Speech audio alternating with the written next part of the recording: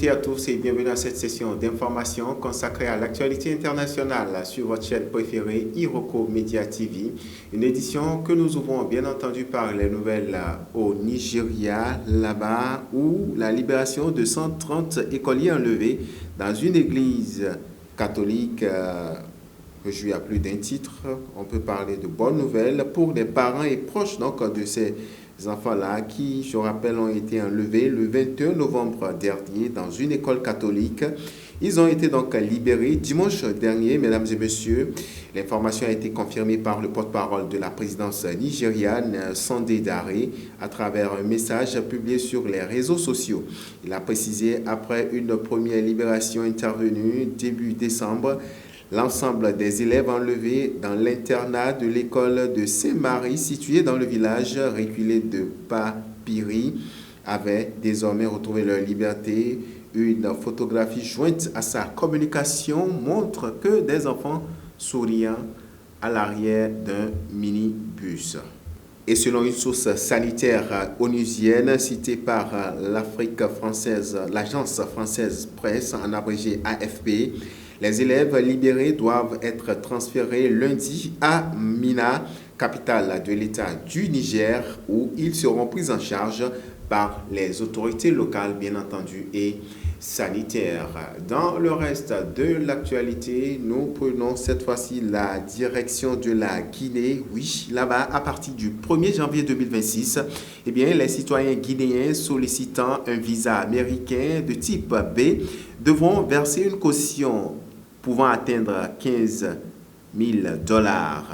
Cette mesure, décidée par les autorités américaines, vise, selon l'ambassade américaine à Conakry, à renforcer le respect des conditions de séjour aux États-Unis.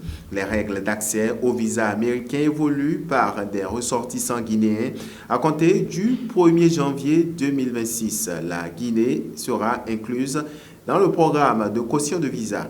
Tout citoyen ou ressortissant voyageant avec un passeport guinéen qui demande et est jugé admissible à un visa B1, B2 ou B1, B2 devra verser une caution de 500 $ ou 10 000 $ avant délivrance du visa. Alors, le montant de la caution est déterminé par l'officier consulaire au montant de l'entretien. L'exigence de la caution de visa ne s'applique pas aux personnes titulaires d'un visa B1 et B2 en cours de validité. Toutefois, l'expiration de ce visa, la personne sera soumise à l'agence de caution pour toute future demande de type de visa B. Les demandeurs de ce visa doivent payer la caution avant l'entretien. Un paiement anticipé ne garantit pas la délivrance du visa et tout paiement effectué avant l'entretien peut ne pas être remboursable. Un officier consulaire fournira par ailleurs les instructions relatives au paiement de caution après l'entretien. Et on va finir par la République démocratique du Congo, au pays de Félix Tshisekedi, où dans cette république, les autorités affichent de grandes ambitions pour l'extension de la capitale Kinshasa. Cette mégapole de près de 20 millions d'habitants n'occupe aujourd'hui qu'environ 40% de l'espace qui lui est officiellement réservé, laissant une grande part de la ville inoccupée. C'est dans ce contexte que le président Félix Tshisekedi a lancé le projet dénommé Kinshasa Kiamona, à plus de 60 km du centre-ville, dans la commune de Maluku, au pied des plateaux de Bateke.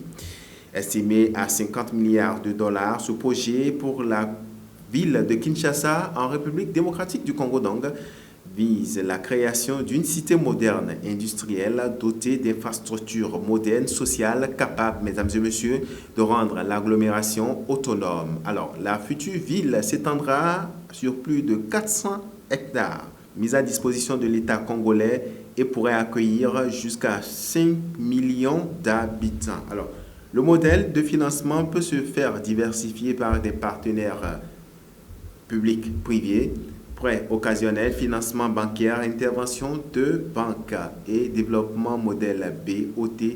Entendez, Build, Operate, Transfert. Au cœur du projet figure également un pôle industriel multisectoriel structuré autour de 8 hectares spécialisés allant de hautes technologies aux industries de transformation en passant par la pharmacie et l'économie circulaire. Et ce sera tout pour cette session d'information. Merci à toutes les équipes rédactionnelles et techniques. D'ici là, portez-vous bien.